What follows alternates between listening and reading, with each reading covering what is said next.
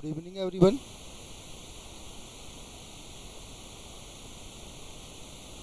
आज के इस सेशन में आप सब लोगों का स्वागत है। चलो स्टार्ट करते हैं हम लोग आज की क्लास। आज हम लोग जो इलेक्ट्रोमैग्नेटिक इफेक्ट थे हमारे, गुड इवनिंग, जो हम लोग इलेक्ट्रोमैग्नेटिक इफेक्ट डिस्कस कर रहे थे जीओसी में, जनरल ऑर्गेनिक केमिस्ट्री में, उसमें हम लोग इंडक्टिव इफेक्ट डिस्कस कर चुके हैं। आज हम लोग डिस्कस करेंगे रेजोनेंस, और उसके बाद हम लोग डिस्कस करेंगे तीसरा इलेक्ट्रोमैग्नेटिक इफेक्ट, हाइपर कॉन्जुगेशन। तो जो अनुनाद है, देखो एक बात मैं बता देता हूँ, जो अनुनाद है या रेजोनेंस है या जो मेसोमेरिक इफेक्ट है, इनको हम लोग सेम ही कंसीडर करते हैं। एक माइनर जो डिफरेंस है वो मैं आपको आगे बता दूंगा, लेकिन प्रेजेंटली हम लोग बेसिकली जो प्रेजेंट मतलब आज जो हम लोग डिस्कस कर रहे हैं वो बेसिकली हम लोग रेजोनेंस की बात कर रहे हैं। रेजोनेंस और मेसोमेरिक इफेक्ट एक ही है, बस माइनर सा डिफरेंस है, वो हम लोग देख लेंगे। एक आप लोगों ने टेस्ट दे लिया होगा, एक बार टेस्ट सब लोग अटेम्प्ट करें। देखो टेस्ट का मतलब ये नहीं है कि आपकी परफॉर्मेंस क्या है क्या नहीं है, टेस्ट का मतलब ये है कि आप लोग पूरे चैप्टर को रिवाइज कर पाए कि नहीं कर पाए। और ये बहुत ही अच्छा मौका होता है, देखो टेस्ट रिवाइज करने का।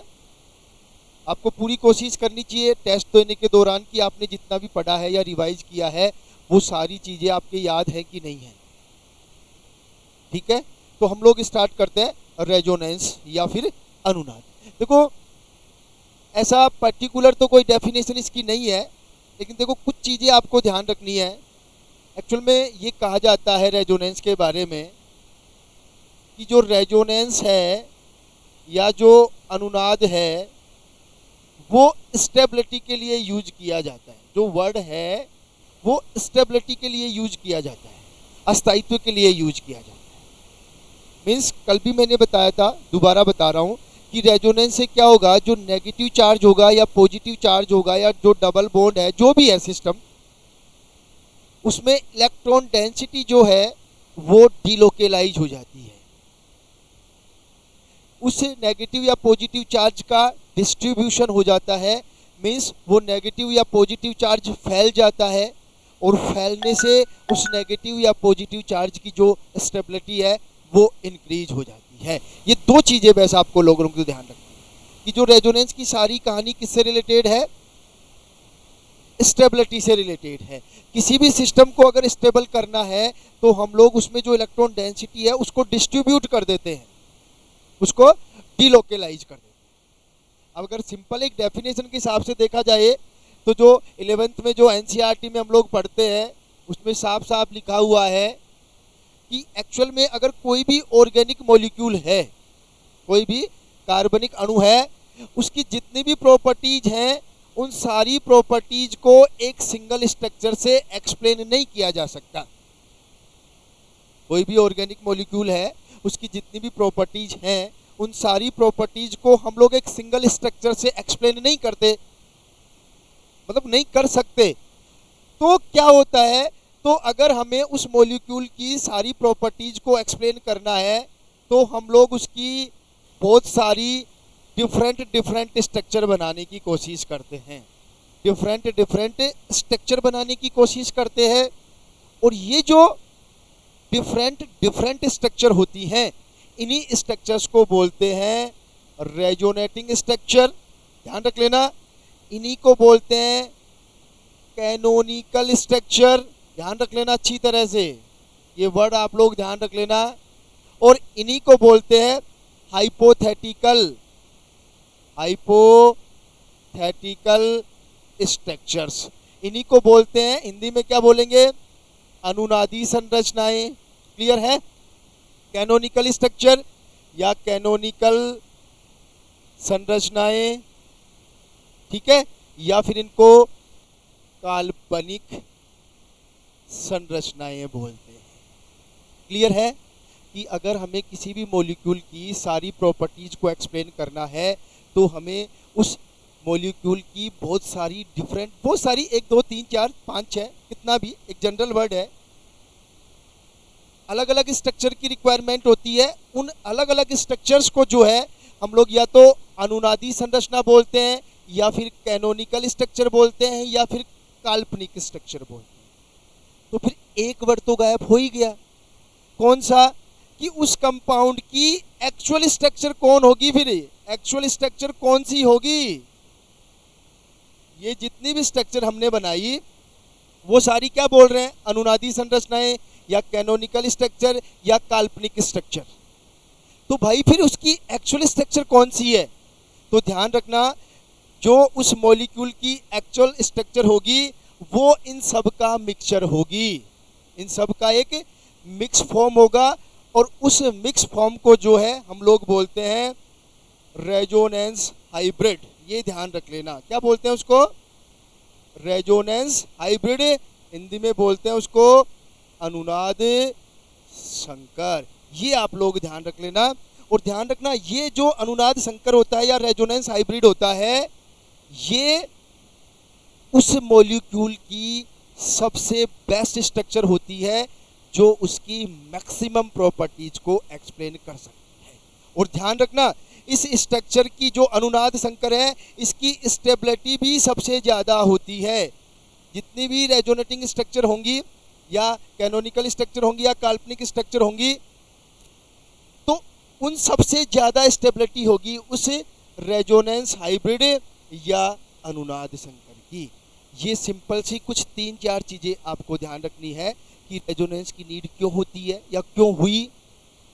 ठीक है, तो जो रेजोनेंस के लिए जो डिफरेंट स्ट्रक्चर्स होंगी उनको हम लोग क्या बोलते हैं? अनुनादी संरचना, या कैनोनिकल स्ट्रक्चर, या फिर हाइपोथेटिकल स्ट्रक्चर। और जो उस मॉलिक्यूल की एक्चुअल स्ट्रक्चर होती है वो इन सारी अनुनादी या कैनोनिकल या काल्पनिक स्ट्रक्चर्स का एक हाइब्रिड रूप होती है। उन सब का एक तरह से मान लो मिक्स रूप होती है, जिसको हम लोग बोलते हैं रेजोनेंस हाइब्रिड, या फिर हिंदी में बोलते हैं अनुनाद संकर। ठीक है, तो देखो अब एक चीज़ तो क्लियर हो गई यहाँ पे कि अगर हमें किसी भी ऑर्गेनिक मॉलिक्यूल की सारी प्रॉपर्टीज को एक्सप्लेन करना है तो हमें डिफरेंट स्ट्रक्चर्स पता होनी चाहिए। अब देखो, एक जो मोस्ट इंपॉर्टेंट चीज़ आती है, ऐसा नहीं जैसे जी में आया वैसे स्ट्रक्चर बना दी, ऐसा कोई संभव नहीं है। स्ट्रक्चर बनाने के लिए भी कुछ कंडीशंस होती हैं। ऐसा नहीं एक स्ट्रक्चर ये है दूसरे स्ट्रक्चर से मेल ही नहीं खाती, वो उसकी रेजोनेटिंग स्ट्रक्चर नहीं हो सकती। मतलब अब जो कंडीशन हमारे सामने आ रही है वो ये आ रही है कि जो रेजोनेटिंग स्ट्रक्चर्स होनी चाहिए, जो रेजोनेटिंग स्ट्रक्चर होंगी या जो अनुनादी संरचनाएं होंगी, वो आपस में एक दूसरे से कैसे रिलेटेड होंगी। मतलब अगर हम लोग अनुनादी संरचनाएं बनाने की कोशिश करेंगे या अनुनादी संरचनाएं बनाते हैं तो हमें कौन कौन से रूल्स को फॉलो करना पड़ेगा। ऐसा नहीं जी में आया जैसे स्ट्रक्चर बना दी, इसका मतलब ऐसा नहीं है कि कोई सी भी स्ट्रक्चर उसकी अनुनादी संरचना हो जाएगी या रेजोनेटिंग स्ट्रक्चर हो जाएगी, नहीं। रेजोनेटिंग स्ट्रक्चर्स बनाने के भी कुछ रूल है, कुछ रेगुलेशन है। वो रूल एंड रेगुलेशन देखो मैंने आपको लिख के दिए नोट्स में, लेकिन हम लोग 1 बाई 1 करके उनको भी एक बार मैं शॉर्ट में आप लोगों को बता। ठीक है, तो आप लोग हेडिंग डाल दो प्रॉपर्टीज ऑफ रेजोनेंस थ्योरी। हाँ, एक चीज जो है यहीं पे मैं बता देता हूँ, इसको थोड़ा सा जैसे मैंने बताया कि कोई भी ऑर्गेनिक मॉलिक्यूल है उसकी जितने भी स्ट्रक्चर्स या जितनी भी प्रॉपर्टीज हैं, देखो अगर हम लोग यहाँ से बेंजीन की बात करें तो देखो बेसिकली हम लोग बेंजीन की 2 रेजोनेटिंग स्ट्रक्चर बनाते हैं, ये इलेक्ट्रॉन यहाँ पे, ये इलेक्ट्रॉन यहाँ पे और ये इलेक्ट्रॉन यहाँ पे। ध्यान से समझ लेना आप लोग। ठीक है, ये फर्स्ट स्ट्रक्चर होती है, ये सेकंड स्ट्रक्चर होती है, और देखो इन दोनों का जो रेजोनेंस हाइब्रिड होता है वो ये वाला होता है। ध्यान रखना, या बिल्कुल राउंड कर दो। तो इस तरह से ध्यान रखना, पहले हम लोग रेजोनेटिंग स्ट्रक्चर बनाएंगे, ठीक है, और फिर उन रेजोनेटिंग स्ट्रक्चर से हम लोग रेजोनेंस हाइब्रिड बनाएंगे। ठीक है, अब ध्यान रखना ये जो रेजोनेंस हाइब्रिड है वो इन दोनों से ज़्यादा स्टेबल होता है, मीन्स इसकी पोटेंशियल एनर्जी इन दोनों से क्या होती है? कम होती है। ये आप लोग ध्यान रखें। ठीक है, आगे चल। तो अब हम लोग बात कर लेते हैं कि हमें रेजोनेटिंग स्ट्रक्चर्स बनाते समय किन किन चीज़ों का ध्यान रखना चाहिए या किन किन रूल्स को फॉलो करना है, या जब हम अगर क्वेश्चन आए कि आप लोग से पूछ लिया जाए कि ये दोनों रेजोनेटिंग स्ट्रक्चर हैं कि नहीं है, तो हमें कौन से रूल्स का ध्यान रखना है, कौन से कंसेप्ट हमें अप्लाई करना है। तो देखो पहला रूल है वो ये है कि जितनी भी रेजोनेटिंग स्ट्रक्चर होंगी वो सारी अकॉर्डिंग टू लेविस स्ट्रक्चर होंगी, लुईस की स्ट्रक्चर के अनुसार होंगी।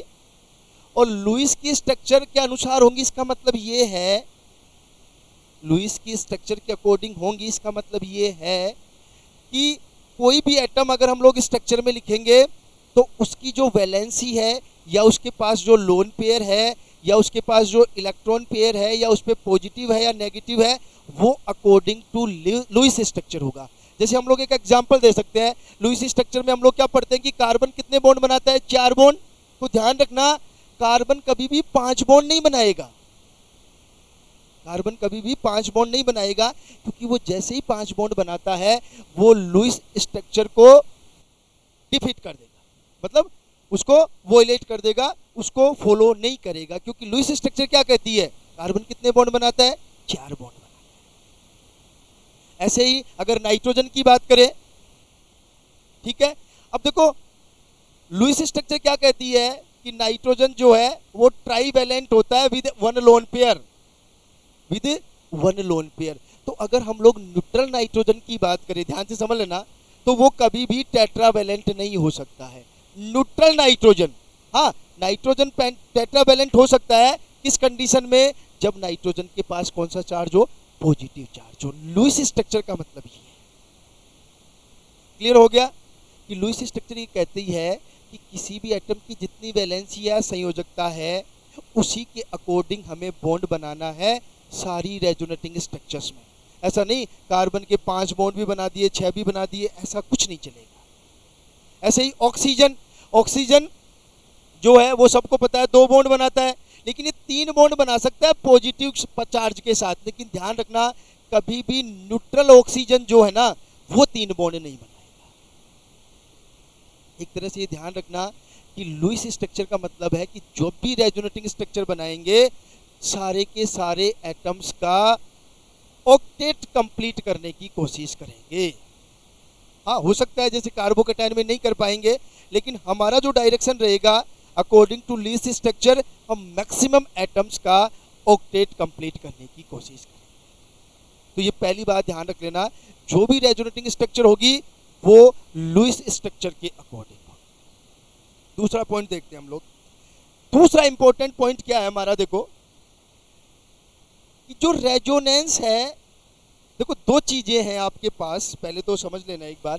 देखो एक तो आपके पास होते हैं एटम्स किसी भी रेजो, और एक होते हैं बॉन्ड्स या फिर सिग्मा बॉन्ड या पाई बॉन्ड जो भी है, या पॉजिटिव चार्ज या फिर नेगेटिव चार्ज। एक बात आप लोग ध्यान रखना, रेजोनेंस जो है वो बॉन्ड्स का नेचर है, मतलब बॉन्ड्स की घटना है। रेजोनेंस में जो भी डिस्ट्रीब्यूशन होगा वो नेगेटिव चार्ज, पॉजिटिव चार्ज या बॉन्ड्स का डिस्ट्रीब्यूशन होगा, ना कि एटम्स का। तो दूसरा जो इंपॉर्टेंट थ्योरी ये है कि जितनी भी रेजोनेटिंग स्ट्रक्चर होंगे उसमें जितने भी एटम्स होंगे वो सारे के सारे, या हम लोग ये कह सकते हैं कि एटम्स की पोजीशन कभी भी चेंज नहीं होगी। ये आप लोग ध्यान रख लेना।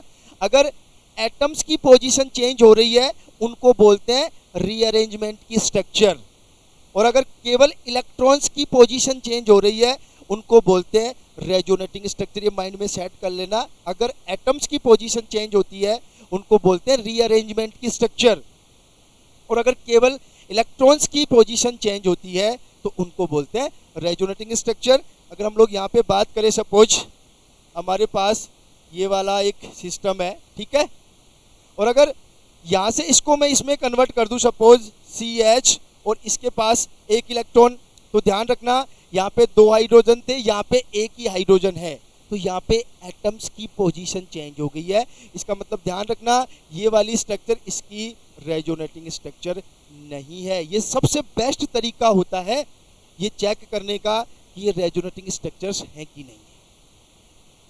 क्लियर है। थर्ड पॉइंट पे बात करते हैं हम लोग। थर्ड पॉइंट सबको पता है कि जो रेजोनेंस है वो किसके डिलोकेलाइजेशन को एक्सप्लेन करता है, पाई बॉन्ड के, या फिर पॉजिटिव चार्ज, या फिर नेगेटिव चार्ज, या फिर लोन पेयर, या सिंगल इलेक्ट्रॉन फ्री रेडिकल, इनके डिलोकेलाइजेशन को। और डिलोकेलाइजेशन का मतलब होता है विस्थानीकरण, हिंदी में बोलते हैं विस्थानीकरण। मीन्स जो रेजोनेंस है मैंने पहले बता दिया था, रेजोनेंस किसको एक्सप्लेन करता है, वो डिलोकेलाइजेशन को या डिस्ट्रीब्यूशन को एक्सप्लेन करता है। और किस किस के डिस्ट्रीब्यूशन को, हो सकता है pi bond, positive charge, negative charge, lone pair, या फिर एक सिंगल इलेक्ट्रॉन मीन्स फ्री। ठीक ठीक है, तीन प्रॉपर्टीज हो गई हमारी। फोर्थ प्रॉपर्टीज भी हम लोग बात करते हैं। फोर्थ प्रॉपर्टी क्या कहती है कि रेजोनेंस में हम लोग पाई बॉन्ड को नेगेटिव चार्ज में कन्वर्ट कर सकते हैं। सही है, नेगेटिव चार्ज को पाई बॉन्ड में कन्वर्ट कर सकते हैं। ठीक है, लोन पेयर को नेगेटिव चार्ज में कन्वर्ट कर सकते हैं, लोन पेयर को डबल बॉन्ड या पाई बॉन्ड में कन्वर्ट कर सकते हैं, और वाइस वर्सा। ये सब आपको पता होना चाहिए, क्योंकि जो भी कहानी होगी रेजोनेंस में, चाहे वो पॉजिटिव चार्ज की हो, चाहे नेगेटिव चार्ज की हो, चाहे लोन पेयर की हो, चाहे सिंगल इलेक्ट्रॉन की, वो हमेशा पाई बॉन्ड के साथ ही होगी। सिग्मा बॉन्ड का कोई रोल नहीं है दूर दूर तक। ये पिक्चर क्लियर कर लो। ठीक है, नेक्स्ट पॉइंट की बात करते हैं। नेक्स्ट पॉइंट क्या कहता है, देखो नंबर 5 पे नेक्स्ट पॉइंट ये कहता है हमारा कि जो रेजोनेटिंग स्ट्रक्चर्स होंगी उनमें जो अनपेयर्ड इलेक्ट्रॉन्स की संख्या होगी। देखो समझना ध्यान से, इंपॉर्टेंट चीज है। मतलब सिंगल इलेक्ट्रॉन या जो पॉजिटिव चार्ज होगा या नेगेटिव चार्ज होगा, मतलब कुछ भी मान लो, चाहे सिंगल इलेक्ट्रॉन मान लो, चाहे लोन पेयर मान लो, ठीक है, या फिर पॉजिटिव चार्ज मान लो या नेगेटिव चार्ज मान लो, ये सारी की देखो, अगर एक रेजोनेटिंग स्ट्रक्चर में एक नेगेटिव है तो अगर उसकी 3 रेजोनेटिंग स्ट्रक्चर है उनमें भी एक ही नेगेटिव चार्ज होगा। इसको दूसरी तरीके से ऐसे बोलते हैं, मैं बताऊंगा आप लोगों को, कि कोई भी रेजोनेटिंग स्ट्रक्चर है 2, 3, 4, उनमें जो नेट चार्ज होता है ना वो हमेशा सेम रहता है। जैसे मैं बताता हूँ एक बात यहाँ पे आपको, कि अगर 2 स्ट्रक्चर बनाई मैंने, सपोज 2 रेजोनेटिंग स्ट्रक्चर बना दी मैंने, कौन कौन सी, देखो ये वाली रेजोनेटिंग स्ट्रक्चर है। ठीक है, अब आप लोग देखो इसमें जो नेट चार्ज है वो कितना है, 0 है। सही है ना, बिल्कुल 0 है। नेट चार्ज की बात कर रहा हूं मैं, पॉजिटिव नेगेटिव की बात नहीं करूं, नेट चार्ज, ओवरऑल चार्ज 0। अब देखो इसकी रेजोनेटिंग स्ट्रक्चर बनाते हैं, सपोज ये वाला, और इसकी रेजोनेटिंग स्ट्रक्चर ये वाली बन गई है, यहाँ पे पॉजिटिव आ गया और यहाँ पे नेगेटिव। अब आप लोग देखो इसमें नेट चार्ज कितना है, देखो एक पॉजिटिव एक नेगेटिव, इसका मतलब ओवरऑल चार्ज क्या हुआ, 0। ये आप लोगों को ध्यान रखना है। जो 5th नंबर का पॉइंट है ये इंपॉर्टेंट इसलिए है क्योंकि आप लोग इसमें जो नेट चार्ज की बात कर रहे हैं ना हम लोग, वो 0 है। ये आप लोग हमेशा कंसीडर कर लेना। ऐसा नहीं कि सर एक पॉजिटिव है एक नेगेटिव, तो ओवरऑल चार्ज कितना हुआ, 0। क्लियर। 6 नंबर के पॉइंट की बात करते हैं हम लोग। 6 नंबर का पॉइंट देखो थोड़ा सा इंपॉर्टेंट पॉइंट है, ध्यान रखना। हाँ, 6 पॉइंट इजी गोइंग है कि जो भी रेजोनेटिंग स्ट्रक्चर है उसमें जो भी एटम्स रेजोनेंस में पार्टिसिपेट करते हैं वो सारे एटम्स सेम प्लेन में या नियरली सेम प्लेन में होने चाहिए। ये आप लोग ध्यान अच्छी तरह से समझ लेना। जैसे एक सिंपल सा एग्जांपल हम लोग लेते हैं, यहाँ पे suppose CH2 double bond CH, और यहाँ पे सपोज ऑक्सीजन है हमारे पास। ध्यान से समझ लेना। देखो इसके पास 2 लोन पेयर होते हैं, ये चीज मैंने क्या बोला है। 6 नंबर का पॉइंट दोबारा समझ लेना, जो भी एटम्स या लोन पेयर रेजोनेंस में पार्टिसिपेट करते हैं वो सारे लगभग एक प्लेन में होंगे। अब आप लोग समझो कि अगर हम लोग यहाँ पे इसको मैं दोबारा लिख रहा हूँ, CH, ये ऑक्सीजन, ये एक लोन पेयर, ये दूसरा लोन पेयर, और ये H। ठीक है, अब ध्यान रखना इन दोनों लोन पेयर में से, अच्छी तरह समझ लेना, इन दोनों लोन पेयर में से एक ही लोन पेयर इसके और इसके प्लेन में होगा। दोनों के दोनों लोन पेयर सेम प्लेन में नहीं हो सकते, ये ध्यान रखना। और दोनों में से एक लोन पेयर प्लेन में होगा तो ध्यान रखना ऑक्सीजन का हमेशा एक लोन पेयर ही रेजोनेंस में इन्वॉल्व होता है। दोनों लोन पेयर कभी भी एक साथ रेजोनेंस में इन्वॉल्व नहीं होते हैं। क्यों नहीं होते हैं, ध्यान रख लेना इस बात का, क्योंकि ये दोनों जो लोन पेयर हैं वो दोनों लोन पेयर अलग अलग प्लेन में होते हैं। तो जो लोन पेयर इन एटम्स के साथ प्लेन में होता है वो तो रेजोनेंस में पार्टिसिपेट कर लेगा, लेकिन जो दूसरा लोन पेयर जो उस प्लेन में नहीं है वो रेजोनेंस में पार्टिसिपेट नहीं करता है। क्लियर? तो ये चीज आप लोग ध्यान रख लेना, जो भी एटम्स रेजोनेंस में पार्टिसिपेट करेंगे वो लगभग सेम प्लेन में होंगे। क्लियर है? नेक्स्ट पॉइंट पे चलते हैं। नेक्स्ट पॉइंट है हमारा, ठीक है, नेक्स्ट पॉइंट क्या कहता है, देखो देखो नेक्स्ट पॉइंट ये कहता है कि जो हमारा रेजोनेंस हाइब्रिड है, क्या है हमारा रेजोनेंस हाइब्रिड है, सपोज ये, और सपोज ये 1, 2 और 3 रेजोनेटिंग स्ट्रक्चर्स का रेजोनेंस हाइब्रिड है। समझना मेरी बात अच्छी तरह से, ये रेजोनेंस हाइब्रिड है या अनुनाद संकर है सपोज ये, और ये जो है 1, 2 और 3 रेजोनेटिंग स्ट्रक्चर्स का अनुनाद है। तो अब हमें ये डिसाइड करना है कि इस अनुनाद संकर में कौन सी स्ट्रक्चर का पार्टिसिपेशन ज्यादा होगा। तीनों का इक्वल पार्टिसिपेशन नहीं होता है, ध्यान रख लेना। अगर आप सपोज किसी मॉलिक्यूल की 10 रेजोनेटिंग स्ट्रक्चर है और उसका अनुनाद संकर बनाते हैं, तो उस अनुनाद संकर में सारे के सारे रेजोनेटिंग स्ट्रक्चर्स का पार्टिसिपेशन होता है, बिल्कुल सही बात है, लेकिन सबका सेम पार्टिसिपेशन नहीं होता है।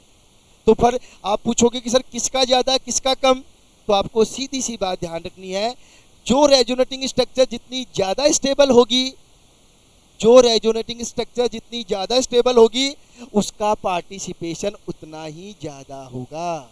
नोट कर लेना भाई इस बात को अच्छी तरह से, जो रेजोनेटिंग स्ट्रक्चर जितनी ज़्यादा स्टेबल होगी उसका रेजोनेंस हाइब्रिड में पार्टिसिपेशन उतना ही ज़्यादा होगा। ये नोट कर लेना आप लोग, मैंने लिख दिया है वैसे नोट्स में, ठीक है। इसके बाद जो एक इंपॉर्टेंट पार्ट आता है वो आता है हमारा रेजोनेंस। देखो दो चीजें हैं, एक तो होता है रेजोनेंस स्टेबलाइजेशन एनर्जी, अनुनाद अस्थायीकरण ऊर्जा, स्थायीकरण ऊर्जा, और इसी को सिंपल में रेजोनेंस एनर्जी भी बोलते हैं, ध्यान रखें। इसी को सिंपल में क्या बोलते हैं, रेजोनेंस एनर्जी। अब देखो रेजोनेंस एनर्जी क्या है, मैं दोबारा बता रहा हूं। सपोज ये हमारा रेजोनेंस हाइब्रिड है और इसकी सपोज 5 रेजोनेटिंग स्ट्रक्चर है, ध्यान रख लेना। कितनी रेजोनेटिंग स्ट्रक्चर है, 5।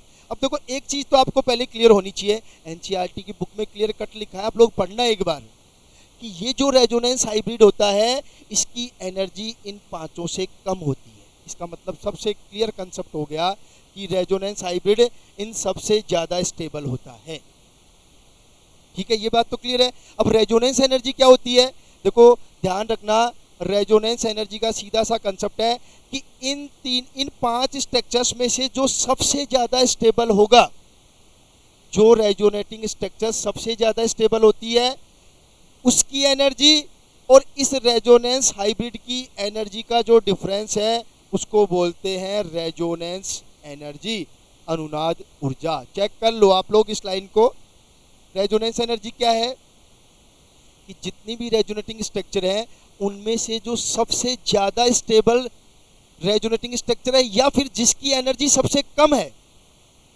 ठीक है, उसकी एनर्जी और रेजोनेंस हाइब्रिड की एनर्जी का जो डिफरेंस है उसको बोलते हैं रेजोनेंस एनर्जी या अनुनाद ऊर्जा। ये आप लोग चेक कर लो एक बार फटाफट।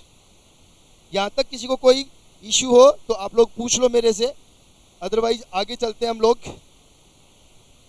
8 पॉइंट मैंने बता दिए हैं। रेजोनेंस एनर्जी क्या होती है, this is very important thing. तो देखो यहीं पे एक चीज और आप लोग माइंड में सेट कर लेना, रेजोनेटिंग स्ट्रक्चर जितनी ज़्यादा होती हैं रेजोनेंस एनर्जी उतनी ही ज़्यादा कंसीडर की जाती है, और उस मॉलिक्यूल की स्टेबिलिटी भी उतनी ज़्यादा कंसिडर की जाएगी। सीधे ऐसा कंसेप्ट है, रेजोनेटिंग स्ट्रक्चर जितनी ज़्यादा होंगी स्टेबिलिटी भी उतनी ज़्यादा होगी।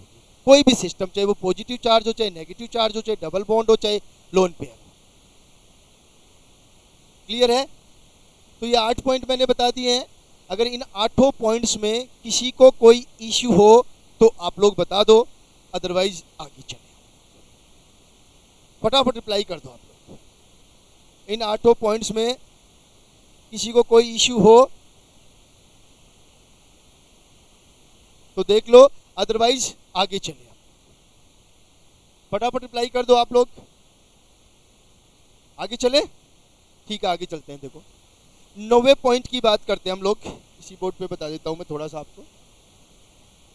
देखो 9वें पॉइंट में 9वां और जो 10वें नंबर का पॉइंट है वो थोड़ा इंपॉर्टेंट है, वो आप लोग समझ लेना अच्छी तरह से। 9 नंबर का पॉइंट क्या कहता है? देखो 9 नंबर ये कहता है कि किसी भी रेजोनेंस या रेजोनेंस में रेजोनेटिंग स्ट्रक्चर की इंपॉर्टेंस और भी ज़्यादा हो जाती है अगर जो रेजोनेटिंग स्ट्रक्चर है वो इक्विवेलेंट रेजोनेटिंग स्ट्रक्चर हो। समझ में आ गई बात अच्छी तरह से? कि जो अगर रेजोनेटिंग स्ट्रक्चर की बात कर रहे हैं तो उनमें रेजोनेंस और भी इंपॉर्टेंट हो जाता है अगर बनने वाली रेजोनेटिंग स्ट्रक्चर्स कैसी हो? इक्विवेलेंट हो। अब देखो एक चीज ध्यान रखना, इक्विवेलेंट रेजोनेटिंग स्ट्रक्चर क्या है? मतलब सीधा सा कंसेप्ट है, ऐसी रेजोनेटिंग स्ट्रक्चर जिनमें हम लोग डिफरेंस नहीं कर सकते, जिनको हम लोग डिफ्रेंशिएट नहीं कर सकते हैं। जैसे फॉर एग्जांपल हम लोग बात करते हैं फॉर्मिक एसिड की, और इसका जो साल्ट बनता है वो फॉर्मेट। अब देखो ये एक स्ट्रक्चर हो गई, इसकी दूसरी स्ट्रक्चर जो होगी वो ये वाली बनेगी। अब आप लोग खुद चेक कर लो, ये दोनों जो स्ट्रक्चर होंगी वो इक्विवेलेंट स्ट्रक्चर होंगी कि नहीं होंगी? दोनों की दोनों स्ट्रक्चर इक्विवेलेंट स्ट्रक्चर होंगी, क्योंकि दोनों स्ट्रक्चर को डिफ्रेंशिएट नहीं किया जा सकता। दोनों स्ट्रक्चर्स को डिफ्रेंशिएट नहीं किया जा सकता है। ऐसे ही अगर हम लोग कुछ और एग्जांपल देखें, अगर हम लोग बेंजोइक एसिड की बात करें, कौन से एसिड की बात करें? बेंजोइक एसिड, और उसका बेंजोएट आयन लेते हैं, तो ध्यान रखना ये चार्ज यहाँ पे और ये चार्ज यहाँ पे, तो यहाँ पे ये दोनों स्ट्रक्चर क्या होंगी? यहाँ पे नेगेटिव चार्ज, यहाँ पे डबल बॉन्ड O, और यहाँ पे जो दोनों स्ट्रक्चर होंगी ये वाली, ये दोनों इक्विवेलेंट रेजोनेटिंग स्ट्रक्चर होंगी। ध्यान रख लेना इसमें। कैसी रेजोनेटिंग स्ट्रक्चर होंगी? इक्विवेलेंट रेजोनेटिंग स्ट्रक्चर होंगी। लेकिन अगर हम लोग इसी में जो हम लोग बात कर रहे हैं बेंजोएट की, अगर इसी में इस टाइप का रेजोनेंस करवा दे, ध्यान रखना ये वाला बॉन्ड यहाँ पे, ये वाला बॉन्ड यहाँ पे, तो यहाँ पे जो नई रेजोनेटिंग स्ट्रक्चर बनेगी वो ये वाली बन जाएगी। ध्यान रख लेना, ये C, ये O नेगेटिव, ये O नेगेटिव, यहाँ पे डबल बॉन्ड। सही है?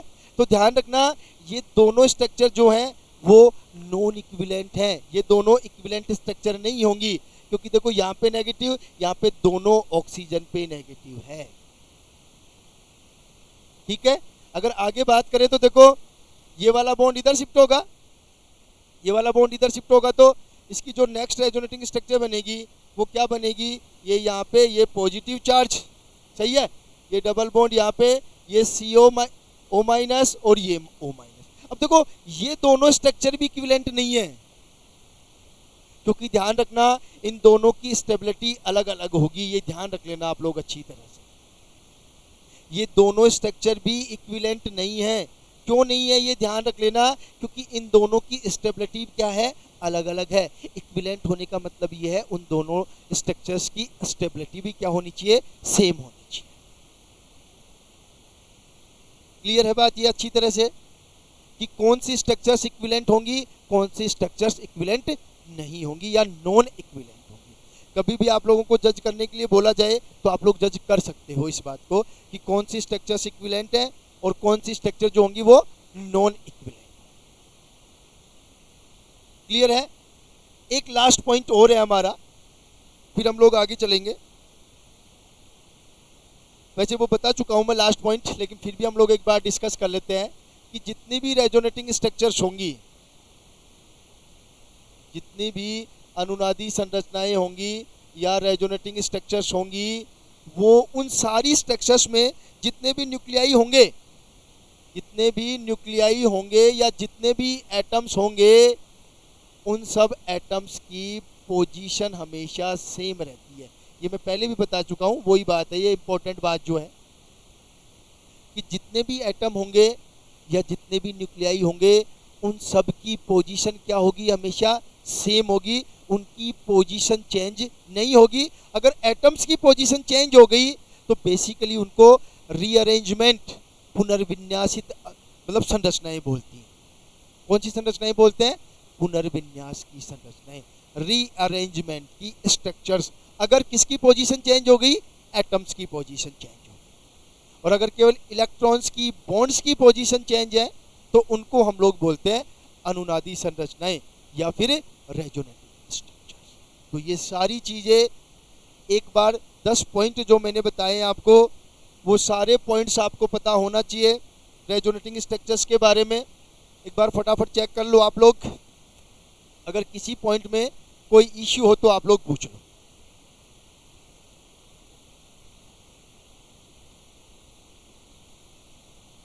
ठीक है,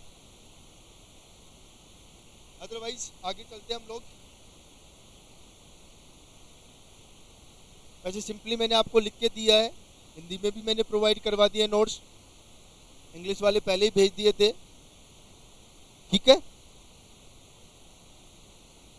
तो आगे चलते हम लोग। ये सारे के सारे पॉइंट्स बस रट्टा नहीं मारना है, बस एक सिंपल आपको पता होना चाहिए।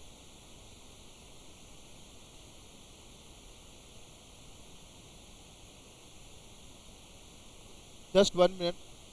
देखो, नॉन इक्विवेलेंट और इक्विवेलेंट का मतलब क्या है कि जो भी रेजोनेटिंग स्ट्रक्चर्स है, अगर 2-3 जितनी भी है, वो सारी की सारी सेम होनी चाहिए। जैसे एक बात बताता हूँ मैं आप लोगों को, अगर सपोज आपके पास ये वाला पॉजिटिव चार्ज है, ठीक है, अगर हम लोग इसमें रेजोनेंस करवाएंगे तो ये वाला बॉन्ड इधर शिफ्ट होगा, तो जो नई रेजोनेटिंग स्ट्रक्चर बनेगी वो ये वाली बन जाएगी, चेक कर लो।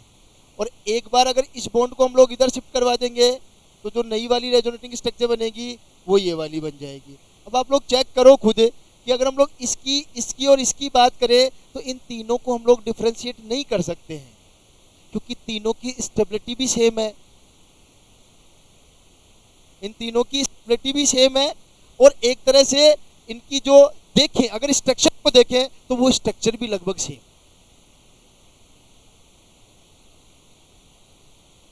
लेकिन अलग अलग, अभी मैं बता दूं, आप उसकी बात कर रहे थे तो मैं बना देता हूं दोबारा, मैंने बना रखी होगी। 1 मिनट उसी पे आ जाते हैं। हाँ, इस पे आ जाओ। बेंजीन रिंग में है, बिल्कुल सही बात है, बेंजीन रिंग में है, लेकिन इनकी स्टेबिलिटी अलग अलग है, ये ध्यान रखना है आप लोगों को। क्योंकि यहाँ से क्या हुआ, ये पॉजिटिव चार्ज और नेगेटिव चार्ज की डिस्टेंस बढ़ गई है। यहाँ पे देखो, इस दोनों नेगेटिव और इस पॉजिटिव चार्ज की डिस्टेंस इंक्रीज हो गई है, और यहाँ पे इन दोनों के बीच में जो डिस्टेंस है वो कम है। जबकि इस स्ट्रक्चर में देखो, जो मैंने बना के बताई आप लोगों को, अब जस्ट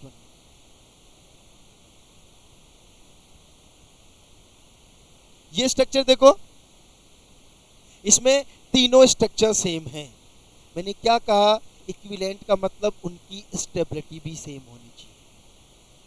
अगर स्टेबिलिटी अलग अलग है तो फिर वो कहें कि इक्विवेलेंट स्ट्रक्चर हुई। भाई, इक्विवेलेंट तो तभी हुई ना जब उनकी स्टेबिलिटी क्या हो, बिल्कुल सेम हो। ये ध्यान।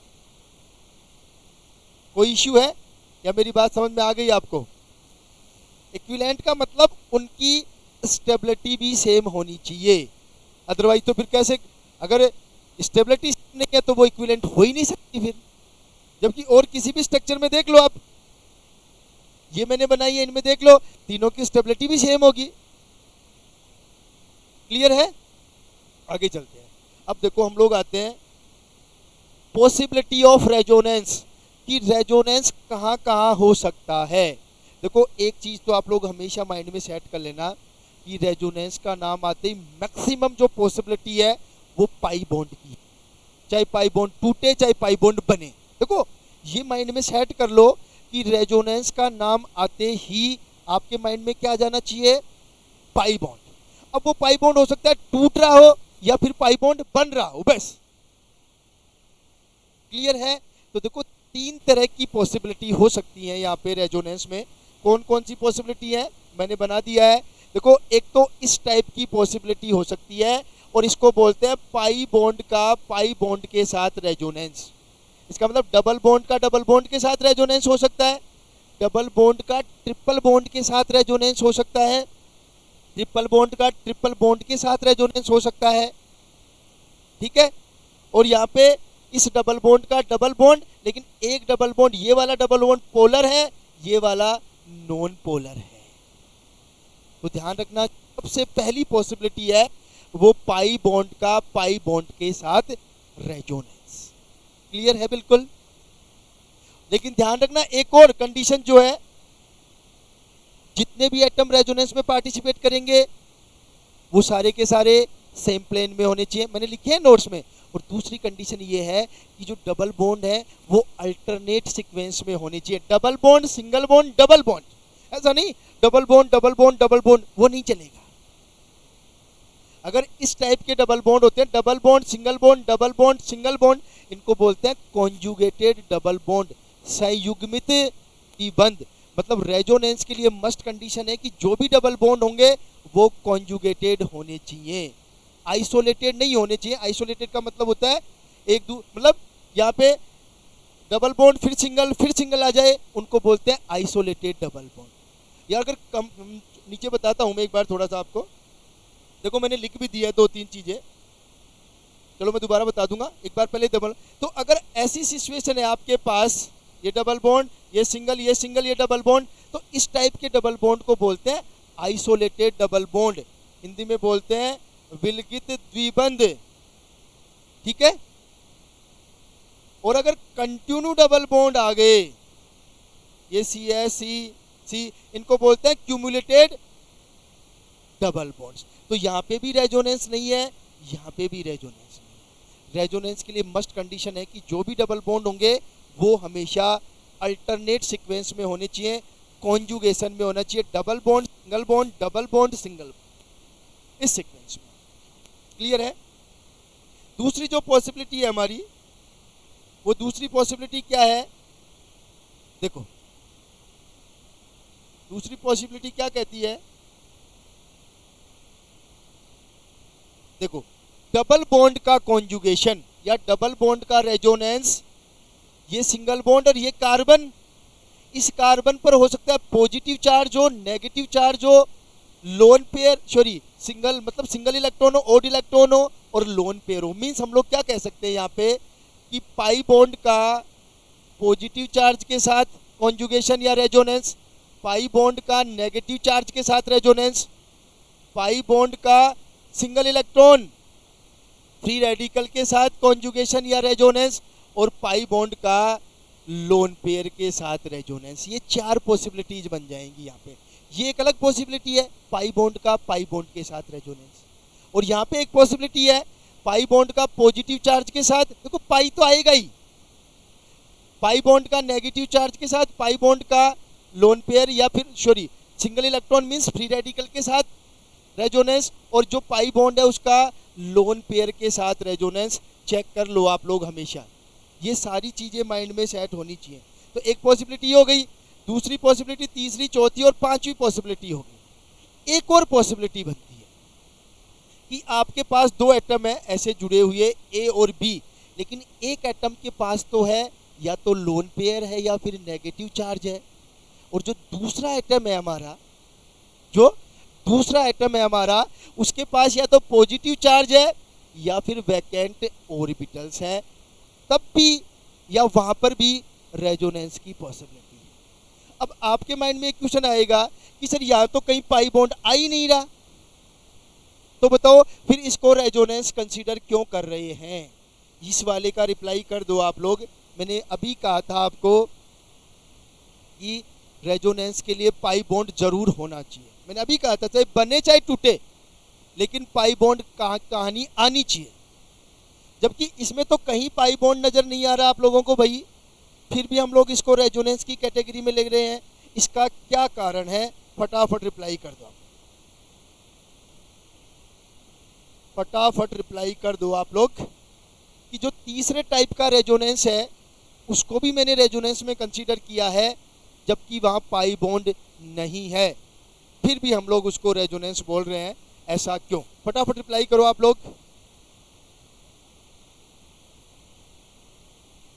तीसरी जो कंडीशन है हमारी, उसकी बात कर रहे हैं हम लोग कि तीसरी कंडीशन में हमारे पास कोई पाई बॉन्ड नहीं है, फिर भी हम लोग जो है उसको रेजोनेंस कंसीडर कर रहे हैं। ऐसा क्यों? फटाफट रिप्लाई करो भाई। ऐसा क्यों कि हम लोग उसको रेजोनेंस में कंसीडर कर रहे हैं? फटाफट रिप्लाई कर दो।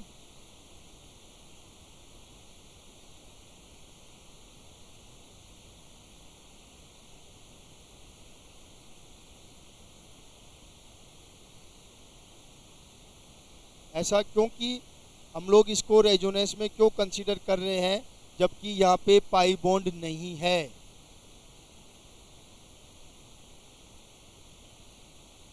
फटाफट रिप्लाई करो।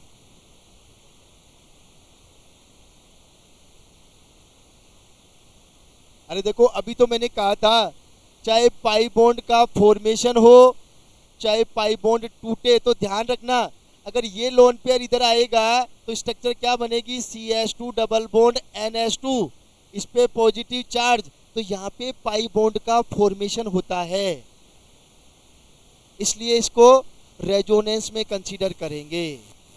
स्टार्टिंग में बोल दी थी ये बात, चाहे पाई बॉन्ड का फॉर्मेशन हो या पाई बॉन्ड का ब्रेक हो, दोनों ही कंडीशन रेजोनेंस में की जाएंगी। तो ध्यान रखना, यहाँ पे इस टाइप की जो सिचुएशन है, यहाँ पे इसका लोन पेयर इसके वैकेंट p ऑर्बिटल में आ जाएगा CF3। ये देखो आप लोग एक बार, यहाँ पे हम लोग इसको CF3 को पॉजिटिव करना है यहाँ पे, ठीक है। यहाँ पे CCl3, यहाँ पे BF3 और यहाँ पे ये वाली सिचुएशन। देखो लास्ट वाली सिचुएशन में क्या होगा? इसका लोन पेयर इस कार्बन के वैकेंट p ऑर्बिटल में चला जाएगा, ठीक है। अब इन दोनों तीनों को देखो, मैं बताऊंगा आगे आप लोगों को, अभी कुछ क्वेश्चंस है मेरे, वहां पर भी डिस्कस करेंगे और इनको हम लोग आगे भी डिटेल में पढ़ेंगे। लेकिन यहाँ पर आप लोग एक पॉसिबिलिटी ध्यान रख लेना कि जो भी पॉसिबिलिटी बनती है रेजोनेंस की, बेसिकली 3 टाइप की पॉसिबिलिटी होंगी, जो मेन जो पॉसिबिलिटीज है, ठीक है।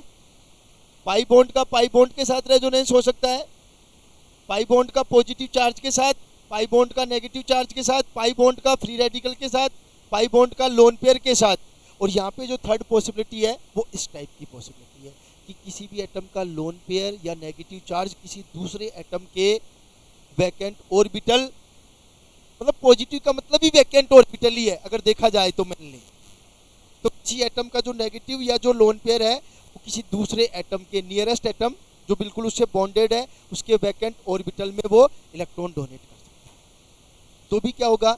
रेजोनेंस कंसीडर, ठीक है। कुछ चीजें और जो आप लोगों को ध्यान रखनी है, देखो एक तो आप लोगों को ध्यान रखना है कि जो टोटल चार्ज होगा, मैंने पहले भी बता दिया था, दोबारा बता रहा हूँ कि जितनी भी रेजोनेटिंग स्ट्रक्चर है और जो सारी रेजोनेटिंग स्ट्रक्चर में जो टोटल चार्ज होगा वो हमेशा इक्वल होगा। जैसे मैंने एक एग्जांपल बताया था, मैंने बताया था ना आपको, अभी ये वाला एग्जांपल बताया था, ये वाला यहाँ पे नेगेटिव और यहाँ पे पॉजिटिव था, तो ओवरऑल चार्ज जो इसमें ओवरऑल चार्ज 0, तो इसका भी ओवरऑल चार्ज 0 होगा। और दूसरी जो इंपॉर्टेंट लाइन आपको ध्यान रखनी है वो ये है कि अगर हम लोग रेजोनेटिंग स्ट्रक्चर बनाते हैं तो उनमें इलेक्ट्रॉनिक मूवमेंट किस टाइप से होगा, उनमें इलेक्ट्रॉनिक मूवमेंट किस टाइप से होगा। तो ध्यान रखना, अगर आपका लोन पेयर और नेगेटिव है वो पहले डबल बॉन्ड की तरफ जाएगा और फिर डबल बॉन्ड किधर जाएगा?